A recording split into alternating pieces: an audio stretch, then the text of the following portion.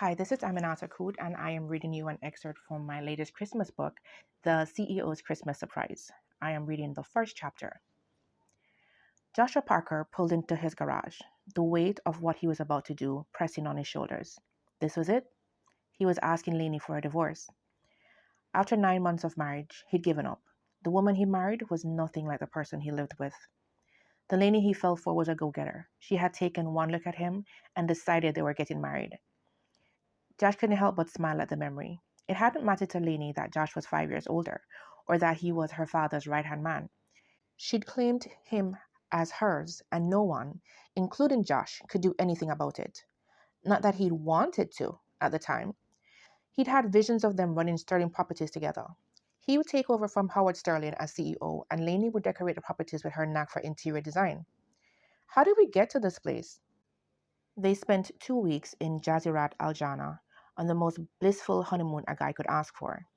After they came home, Josh returned to work and Lanie did nothing. She quit her job as head interior designer for Sterling Properties and spent her days with her mother at the Hibiscus Country Club or shopping with her friends. This was not the life he'd envisioned, nor one he was content to endure any longer. Lanie cracked the garage door and peeked out. Josh, what are you doing? She opened the door wider, her brow creased in confusion. Are you ill? She took one step and then hesitated, flipping her wavy blonde hair over one shoulder. Stay there. Her phone was in her hand in a blink. I'm calling Dr. Taylor. Josh dragged himself from the car with a sigh. As he approached her, sweat beaded on his forehead. Put the phone away, Lanie. I'm just tired. He shuffled over and gave her the obligatory peck on the cheek. Her expensive cologne wrapped around him, and for a second, Josh wondered if he was doing the right thing. Could he try harder to reach his wife? Would counseling help them get to the root of their problems? Lanie pouted, her bow lips drawing his attention. You're late. You know how my mother hates it when we don't arrive on time. Josh stepped into the kitchen, nose twitching at the odor of stale food and garbage. His eyes drifted to the sink, where the breakfast dishes and everything Lanie had used during the day were stacked. How could one woman use so many dishes? Didn't we talk about you washing the dishes before I came home? I didn't have time, Joshy.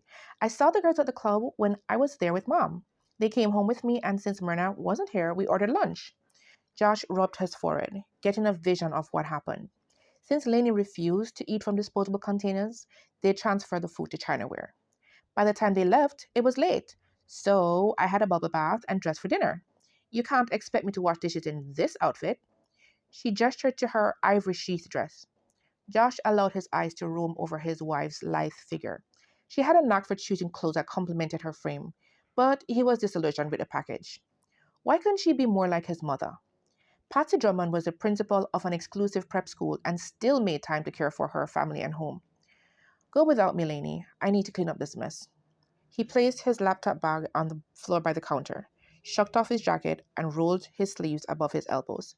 But Joshy, Lainey sidled up to him and twined her arms around his neck. What am I supposed to tell my parents? Her voice held the hint of a whine, and Josh's tenuous grip on his patience snapped. Tell them I'm cleaning up after their child, who, despite not having a job, can't wash a few dishes. Lainey's mouth pressed into a firm line. This wouldn't happen if you'd let me hire a replacement until Myrna returns. They'd given Myrna Smoke, their housekeeper cook, an extended vacation to help with her new granddaughter. Why do we need temporary help when you don't work? It was an argument they'd had several times in the 2 days of Myrna's leave. Lainey didn't understand why she should tidy up after herself when they could hire someone.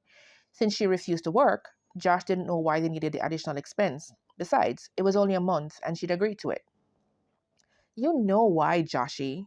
He gritted his teeth. I hate that nickname. It makes me sound like a child. Lainey's eyes filled with tears, but she angled her chin. Mom says that a woman of means doesn't work. She cares for their home and family and ensures her husband is happy. Josh rolled his eyes. Lainey sprouted so many Brenda-isms that he wondered if she ever had an original thought. Newsflash, Lainey, you're doing a lousy job. Our house is a mess and I'm not happy.